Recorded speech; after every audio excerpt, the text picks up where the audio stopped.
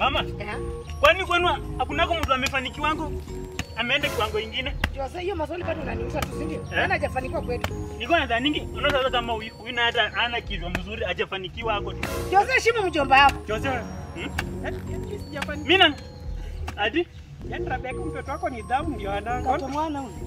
Mimi nasema pesa, yani mtu kuwa na pesa. Si hapo ndio nini? Na unaona? Hapo ndio naongea. Pesa gani ana? Huyu ndo amefanikiwa kwenu? Si ndio? Na ati mwenye hajafanikiwa akaje? Hata sielewa nyingi na watu. Naweza kuwa failure pia mimi. Kama ni hivyo basi Kufanya kama hapo anataka kulima basi pia mimi siwezi. Kwani ama mliongea? Siwezi lima na mtoto wa boma hajalima, ni unua ya boma ijalima. Yaani mliongea Jose? Mliongea?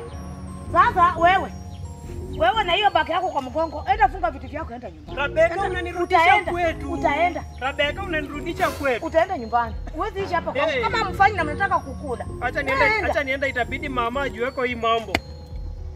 Enda kabisa nisikupate nyumbani. Mimi siwezi lima na nyinyi mnakaa bure mnataka kukula.